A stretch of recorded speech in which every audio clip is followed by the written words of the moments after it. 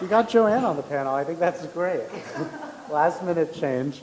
I forgot, because you're an English professor, Joanne, right? I am. I don't know a lot about Judith Butler, but I certainly But have you'll know a lot experience. about postmodernism and like the Exactly. related issues, so I think that's really important. Great. I can't remember if I said this in the introduction for the film. Rob Montz was originally supposed to be here to moderate this panel, and Rob is great, and we're super thrilled to be working with him. Unfortunately, at the last minute, he couldn't make it out, but I worked with him extensively on the writing and the production of that. So first of all, we've got a really great panel here, and I think we have some really diverse perspectives. Avens, you can start us off. If you just want to tell us, who you are and, what brought you to this issue. Sure. So I'm Avens O'Brien, second generation libertarian. It's actually how I came to things like FreedomFest. I think the reason I'm here is probably because once upon a time I sent Valerie an email saying, hey, if you have any panels on feminism, I can chat about that. I myself have kind of been involved in feminist spaces quite a bit, but not the academic side of things. So I actually, besides being involved in the Association of Libertarian Feminists and Feminists for Liberty, which are both libertarian-oriented feminist groups, I also host I have an online Facebook group called Not That Kind of Feminist, and the reason for it is because I found myself saying, oh, well, I'm a feminist, but I'm not that kind of feminist, and I realized there were a lot of us. There are a lot of people going, no, there's actually, I'm a feminist, I believe in these issues, but those ones are kind of crazy. And so I started this group, and I let anyone in. I made very strict rules about what constitutes a rules violation. I was very careful about being very communicative about those, what the rules are, and giving people warnings. Hey, you violated this rule, so please step back, or you can continue to be part of the group if you just don't violate that rule anymore.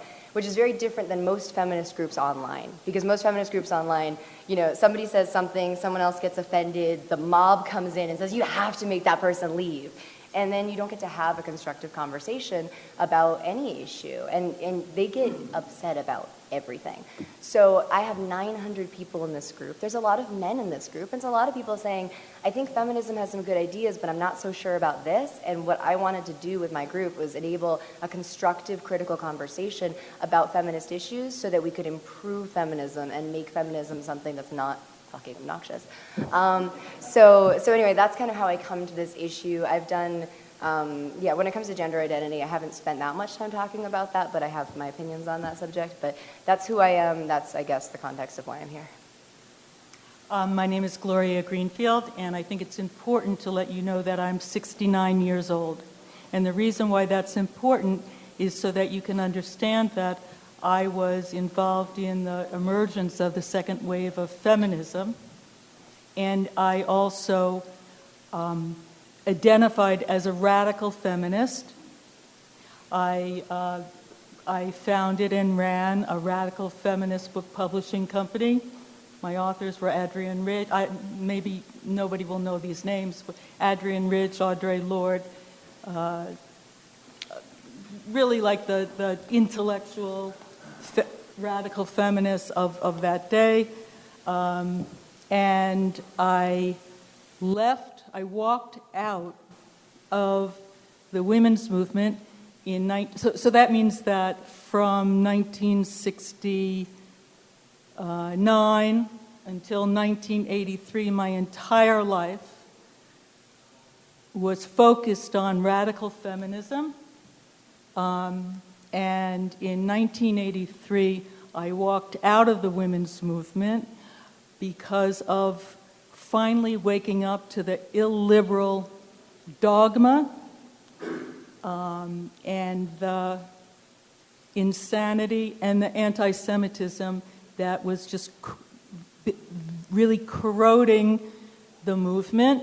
And I did my, I'm not going in chronological order so much, but I did do my first master's in women's studies in the history of women in the United States, where I was comparing the strategies of Emmeline Pankhurst, who was a British suffragist, versus the American suffragists of Susan B. Anthony, Elizabeth Cady Stanton, to really see if if the physical violence that the British suffrage women used was more effective than the nonviolence that the American suffrage women used.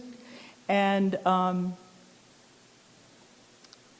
I do not identify myself as a feminist. That does not mean that I've had a lobotomy and that I have no consciousness, but I will not identify myself with a movement that I consider to be very destructive to the values of freedom and democracy. I was very excited when I met Gloria Greenfield with her film, The Fight of Our Lives, which we screened yesterday afternoon. And as we were speaking on the phone about how that panel was going, I realized we needed to have her on this panel too, because she not physically knew Judith Butler, but she knows Judith Butler, and she knows the history of the movement and has been part of that. So I'm really happy to have her here, and I hope that you'll be speaking most of the time. No, and Avens, of course. I come to this more from the perspective of a teacher, a professor of English, where the Marxists have really gone from economics, where they were kind of proven wrong, and migrated into humanities and have kind of taken over the humanities and the English departments. You mentioned Adrian Rich and Audre Lorde at the college that I speak to when I'm where I teach on the East Coast. They recently abandoned all of our literature for our primary courses, which were mythology, short stories, drama, poetry, and novellas, and they changed to this essay-driven teaching style, and we're all forced to use the same textbook, the same collection of essays, and they're all from the 50s and 60s, and it's stuff like that. And it's very divisive. It just stirs you up, and there's not a whole lot you can do about it. So I'm not happy with what we're having to teach now, and my students aren't either. But I find that it just has a real chilling effect.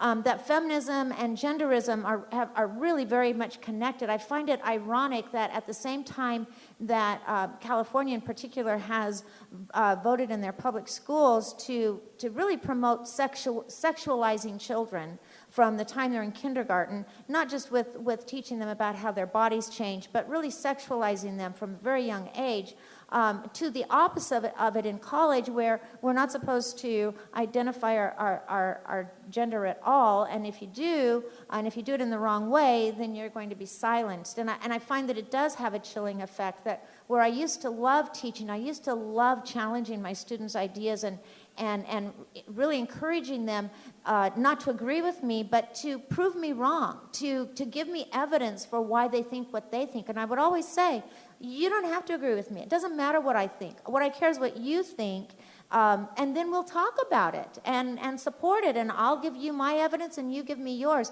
But now it's just a silencing, that if I say anything that's the least bit offensive, particularly that has anything to do with gender or race, I'm silenced and I'm at risk for being turned in.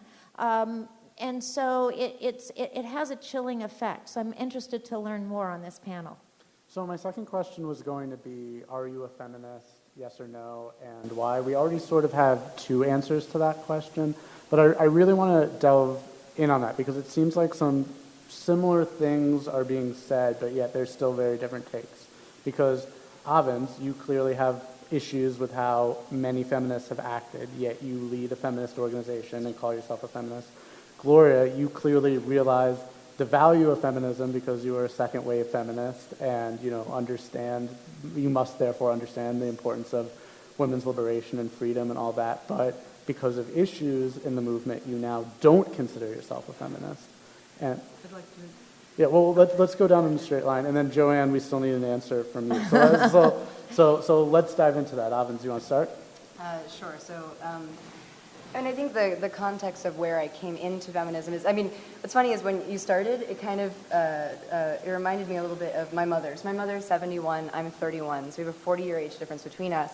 And I once wrote an article about how I'm the product of feminism, because my mother was, protesting the Vietnam War. She was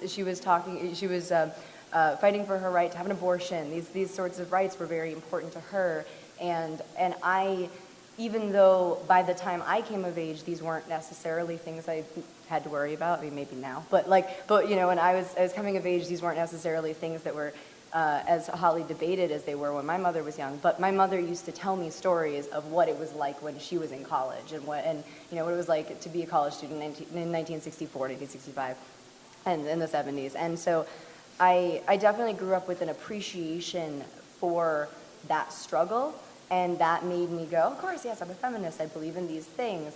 And then my mother's actually also an academic, but I think that she also has some deviations of belief of where the feminist movement's gone to where she feels and where I stand. But I think I like to hold on to the label, and maybe it's because I'm a little bit like Wendy McElroy. Oh my God, Wendy McElroy? Yes, there we go. Just had a moment. Yeah, she's great. Or there's others that I like being able to say, look, I believe in these principles of feminism as defined in this particular way. I'm all about defining my terms, let's be very clear, unlike some. But I think that it's helpful too for me to be able to critique the movement, or to be able to critique different things like the conversations about rape, the Me Too movement, harassment, abortion, any of these topics. And I'm a libertarian, so I have a lot of critiques about the way that the movement has kind of like gone with the left. And I like to be able to speak from a feminist perspective, but be able to like, hey, I'm your ally, but here's where I differ with you. And I find that to be a very valuable thing myself. So I know lots of people go about it a different way, but that's kind of where I stand on my feminism and why I do it the way I do. So I first of all, I actually did know Judith. You met her personally. When I ran my radical feminist book publishing company, and Judith was getting her PhD at Yale, she was in a relationship with, I'm not going to go into great detail, but she was in a relationship with one of my interns, and so she would come to the office all the time. My intern was an undergraduate student at Harvard. But, so I just wanted to, so I actually... So you did know her. I did know her. I knew her when she was, a PhD candidate. And I just want to respond to something that you said, but could you say again what because there was something that was really... You said that you no longer identify as a feminist, and you started to correct that. No, but that's right, but there was something... Well, I was saying, so, because we all seem to agree that there's both value in feminism and also problems in feminism. Okay. Yeah. So I do want to say that in my day, in the radical feminist movement, the radical feminist movement really did emerge from the left, as opposed to, say, now. I mean, and the sort of the National Organization for Women, which was more of the mainstream. The radical feminist movement did come. There were the women who were working at the Village Voice and had the walkout, Robin Morgan, etc. And then there were the socialist feminists. And as time went on, the socialist feminists and the radical feminists would go head to head, because the radical feminists would accuse the social feminists of still being engaged in the patriarchy.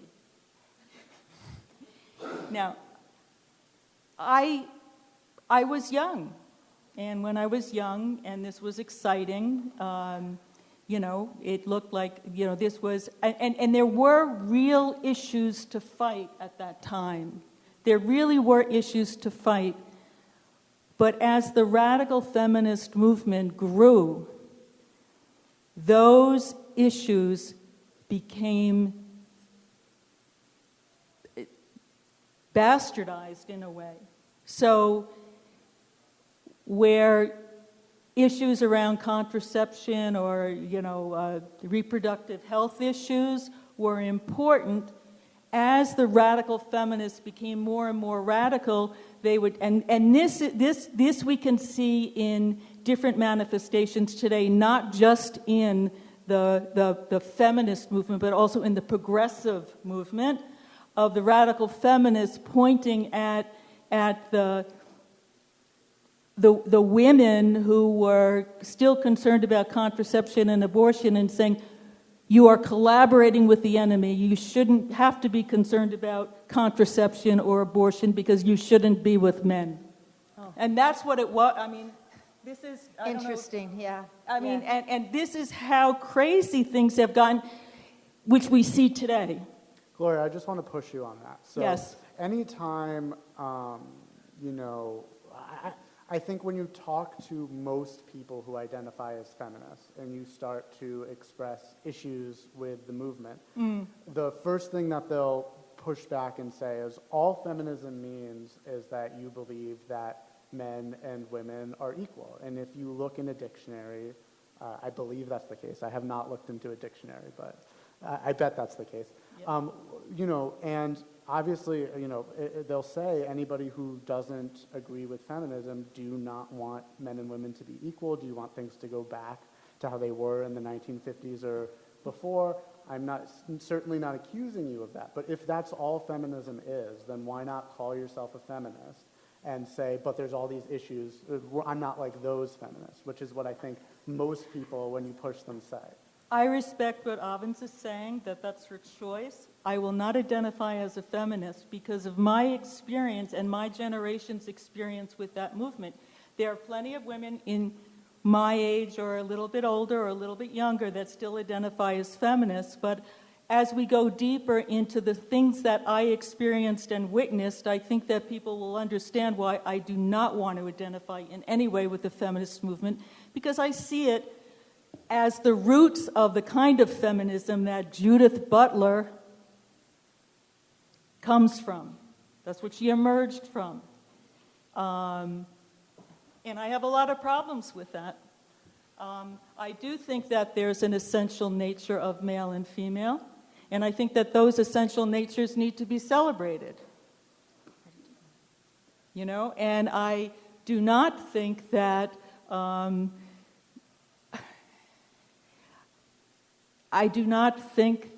everything is a social construct, and that man, and I don't have a problem saying man. I'm not, you want me to say man and woman?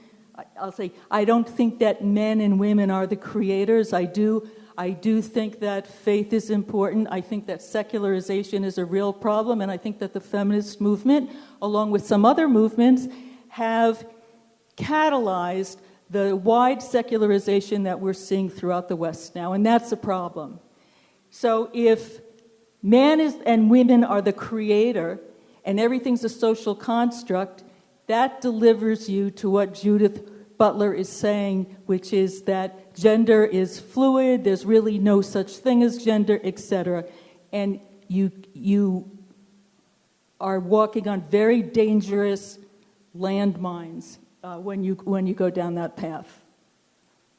Well, I've never really identified myself as a feminist. I'm a traditional feminine woman, and I stayed home and raised my children because I thought nobody could do it better than I could, and I think I was right.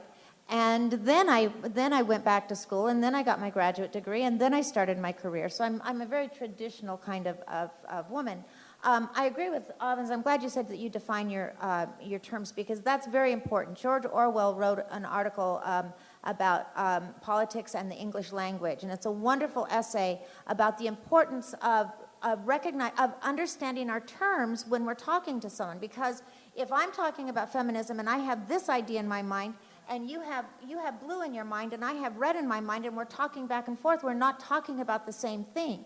Orwell discovered this about socialism. He called himself a socialist early on, but by the way we define socialism today, it's not the same thing as what he considered his philosophy. He was really much more of a libertarian if you look at his philosophy. So it's very important that we define terms, that we use the same language. you mentioned the fluidity of gender. There's a fluidity of language and a fluidity of symbol that we're seeing right now that is very dangerous. You saw in the film where, and we laughed at it, where she was talking about the cat, and she's had cat and act and tack and moving it around. The fluidity of the word, what she's really doing is controlling the language. Because the person who controls the language controls the argument, controls the debate, really controls the culture. We're seeing that now with the fluidity of symbols. Two examples I want to give. One is the Colin Kapernick Nike debacle a couple of weeks ago about the Old Glory, the Betsy Ross flag being on the shoe, and deciding that that was a symbol of slavery, which of course it never was. Betsy Ross was a Quaker. She was anti-slavery. She was an abolitionist. But their argument is that there is a certain group, alt-right group, that uses Old Glory, and because they are white supremacists, then anyone who has that flag is a white supremacist. And honestly, I don't know what organization they're talking about. It's something that they have decided is the new symbol. The other one is Chris Pratt. Chris Pratt has been in the news this past week because he was caught wearing a white supremacist T-shirt. Do you know what was on his white supremacist T-shirt? It was the Don't Tread on Me flag. The individuality flag, the I'm an individual, give me my independence, don't tell me what to do. And it was a symbol of the revolution, the American Revolution. And what were they against? The British monarchy. They were against white supremacy, the British monarchy telling them what to do. But what they really don't like about Chris Pratt is that he's an outspoken Christian, and they're doing everything they can to equate Christianity, traditional values, with white supremacy and racism. And if they can call you a racist, then you're done for, because you cannot defend yourself against that word. Again, it's the language. What does racist mean? It means different things to different people, and if they control the language, then they control the argument, and they can shut us down. So it's very dangerous. I love what you've been telling us, both of you. It's really valuable. I have a couple more questions, but people should definitely start lining up behind the microphone if you guys have any questions. And after the next round, I want to make sure we have plenty of time for you guys to ask all of your questions. So if you want to line up now, we'll get to you shortly. You brought up the cat scene in the film, so I want to dive into, and language broadly. So I wanted to dive into that a bit, because you don't necessarily understand the full context of that cat line from just the clip. It's Right. from an hour-and-a-half talk. And I think there's so much we couldn't include in this film because it's 5 minutes.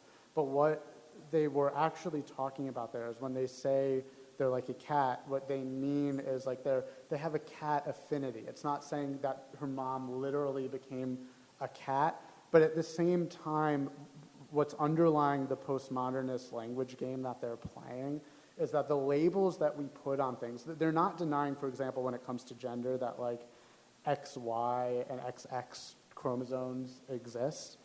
But what they're saying is the fact that we decide to build these categories and use these categories is entirely socially constructed. And that cat line is really an example of just how crazy you can get as you start applying that in practice, right? Like, if you're saying that, well, cat-like traits means that somebody is a cat, then you get into crazy land. And you can see that in real practice. There's on the website Tumblr, there's this weird online community of people that call themselves otherkin, where they sort of believe that they are literally like half animal, half person. And it's because they believe that they have this affinity with a certain animal type means that they should try and live as that thing.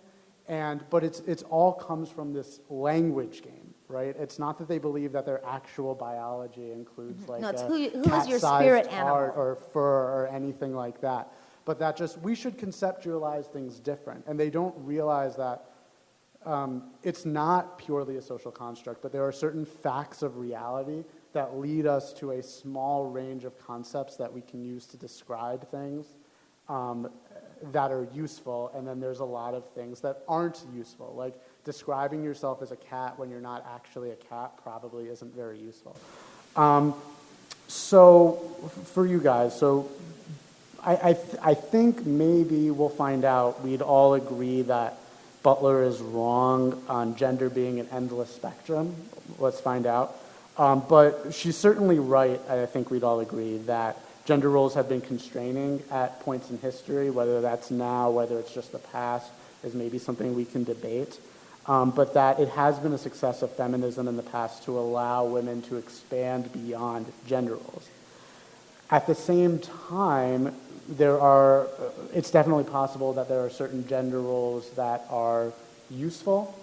Men and women do have different strengths biologically. As we said in the film, even in the womb, there are certain brain differences. So, there's the classic psychological difference of men are more interested in things and women are more interested in people. That doesn't mean they're better at those things, but just they're more interested, and maybe you want to go do things you're more interested in. So, given that, gender roles to a certain extent may be natural, but at the same time, gender roles can be constraining. Where do we draw the line between just like total abolition of gender roles versus keeping them but making sure they can't be constraining? I know that's a really deep, tough question. But Start with me or should yeah. I go the other way? Yeah, go ahead and start, Owens. Okay. Well, I think it's funny, just really quickly when we were talking about the people on Tumblr, I will just point out that there is just, in all generations, there's just a batch of teenagers are weird. Because, my generation and we'd be on LiveJournal saying, I'm a Gryffindor.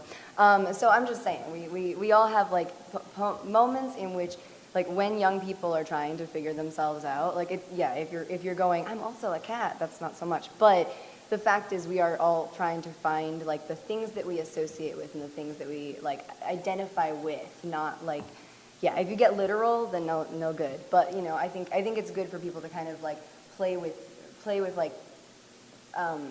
identifying characteristics of things that they like and how they want to associate with those things. Just for the record, I'm not Yeah, no. alleging that we have a big societal I'm just problem saying. with other canon people thinking there's cats.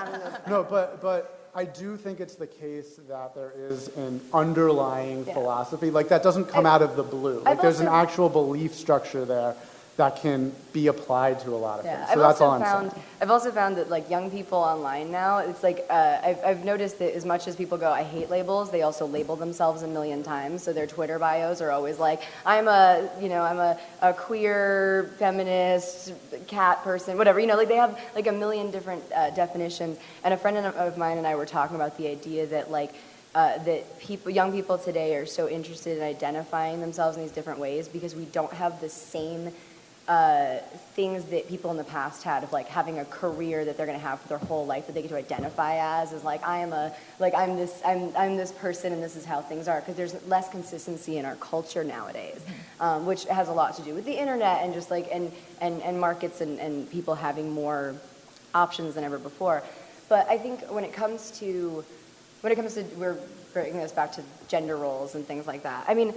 Ultimately, I'm grateful that I'm not constrained by what people would assume that a woman can or cannot do. I've spent my career actually working in fields that I was usually one of very few women. I work in startup culture. I worked in finance. I worked for Peter Schiff. There's 25% investment brokers, and they're female, and dealing with that. So I'm used to kind of being the odd woman out. And I'm glad that I'm not constrained by, you should be in the kitchen making sandwiches. I'm glad that that's not the assumption anymore, except for a few assholes on the internet. But I will say that there are tremendous variations. Yes, there are averages between men and women, but there's so many variations between individuals that, my brothers and I are more similar than me versus another woman sometimes. There's massive variation between individuals, and so I often think to myself, what does finding out that someone is female or male really tell me about if they're going to be good at a job, or if they're going to be good at childcare, if they're going to be good at whatever? And so I find myself backing up from gender doesn't matter that much to me for most intents and purposes, for most things that I'm living my life planning out, right? I don't have to sit there and go am I going to choose that person for a job? I'm going to look at their resume, I'm going to look at who they are, what they're capable of, not what their gender is. And so ultimately, there may be natural inclinations of people, and I don't think people should deny that when they feel those things. If somebody says, you know what, I've known since I was 12 I want to be a mother, and like I want to raise my kids and be a stay-at-home mom, that's beautiful, that's great. If a woman feels differently, then that's beautiful, that's great. People should just be the best they can of who they are and who they feel they should be. But when it comes to like what should society, what should society protect or what should society accept, as a libertarian, when I think about society, I just think that individuals are going to interact with other individuals and markets are going to decide. And I don't just mean economic markets, but like idea markets. The idea that, maybe someone's uncomfortable with a trans person and then they meet somebody. They meet Deirdre McCloskey somewhere here and they go, oh, I didn't know that was a trans person. Oh, like now I understand a little bit more. And I think that human beings, if we approach each other with empathy and care, it's not going to matter that much, and society will do as society does, as individuals individually decide how they feel about people that they meet. And if we keep ourselves open with just empathy and care for the people that we interact with, then our worlds will expand or not. And there's nothing wrong with that one way or another. Really, really briefly, Avens is entirely right that you can't say the women being more interested in people and men being more interested in things thing is true for everyone. Those are averages, and I didn't say that was an average, and that's my mistake, because it's really important that we actually message it that way, that we talk about it being averages rather than true for everyone, because otherwise we're stereotyping and we get accused of stereotyping. I mean, I don't take offense to it ultimately, but it's like, like whether when I meet someone, any random person in this room, and I pick them out, like, is their gender going to tell me if they're more interested in things? Or like we're at a libertarian conference. I think we're all having like different mindsets about culture and life in general. I would think so.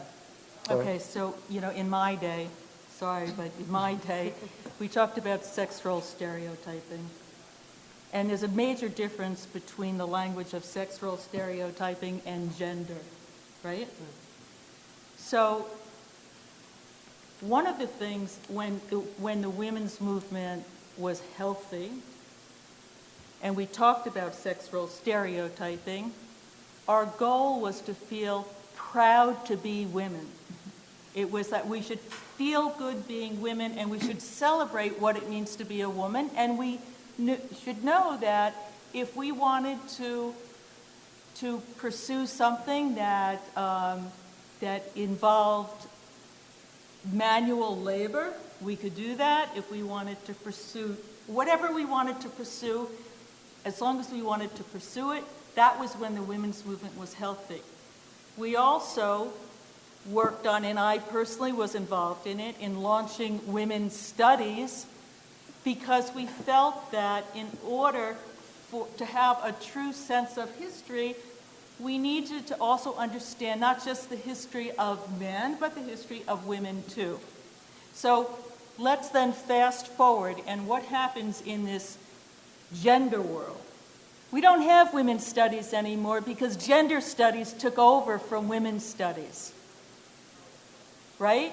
And we're not talking about sex role stereotyping, which would allow someone to feel good about being a woman or feel good about being a man. Instead, we're talking about gender. And we're saying you don't have to feel good about being a woman because you could just be fluid. And what does that mean anyway? And by the way, please put an adjective before your name. If you're a biological woman, call yourself a cis woman. Well, this is insanity. And I just, Judith Butler is not a pioneer in deconstructing words. In the beginning of the women's movement and radical feminism, we were changing words too. And you know what? It was all bull. So here are the words that we were working on changing. Nobody could use the term chick.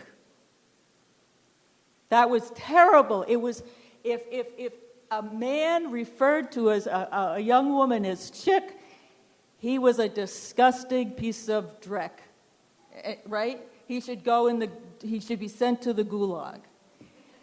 And you didn't want to use the term women because the word women, W-O-M-E-N, or even the singular woman, W-O-M-A-N, contained a man, right? So instead, the spelling of those words needed to change. And so we started W-I-M-M-I-N. That was one way to spell women. Or it was W-Y-M... YN. YN? W-O-M-Y-N was one of them. Was yeah. another one. And did that have any impact on improving the lives of women and men in the world?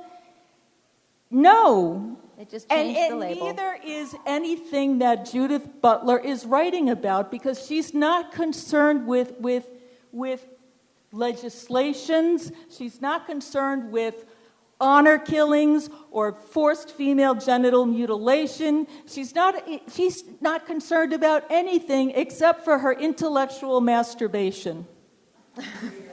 Point of order, Way to go. I'd like our moderator to now refer to us three as chicks for the rest of the video. Now, right, chicks, we let's only have 2 minutes, and I would love to have you ask your question, because you've been standing there so patiently while we've been talking. So what is your question? Well, the patience is also a measure of deep respect and admiration for you, Gloria. Thank you. You started out, you fought bigotry and prejudice by advocating to the women's movement, and then found that there was bigotry and prejudice within it, and stepped away, and continue now to fight bigotry and prejudice, so that we stand here now as individuals able to communicate intellectually, emotionally, and spiritually without regard for characteristics for what they are. It is character, not characteristics, that define a human being.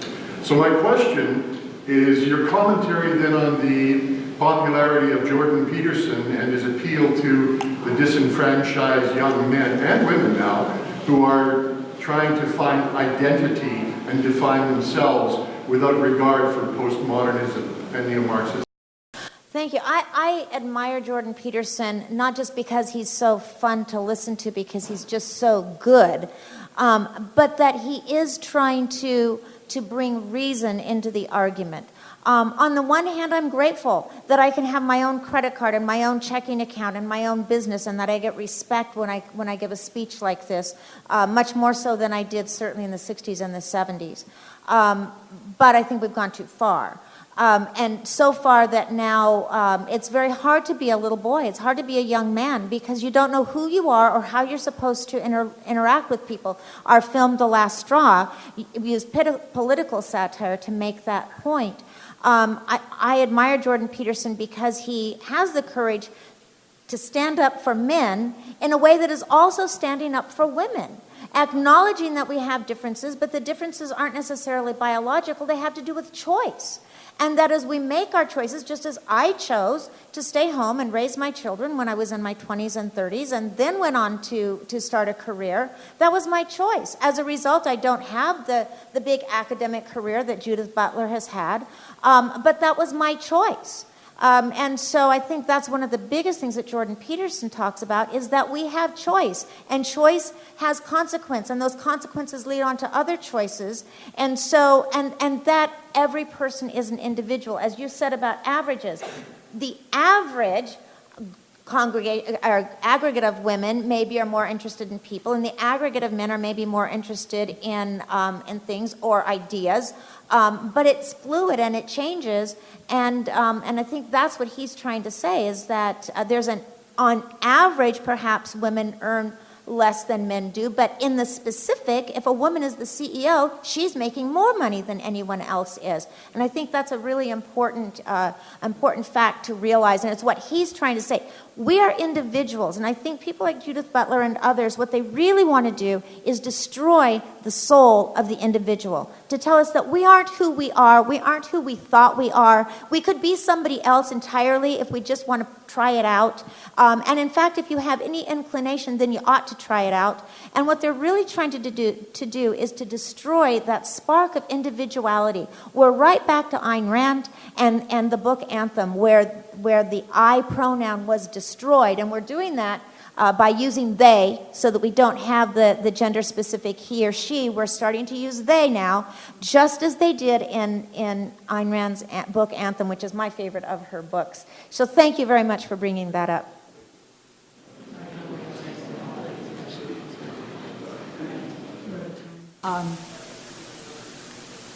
I would just like to say that I have enormous respect for the work of Jake and Rob. When I was invited onto the panel, I spent a bit of time on YouTube watching all your stuff. Thank you. And I love it. And I think how you captured Judith Butler right on target.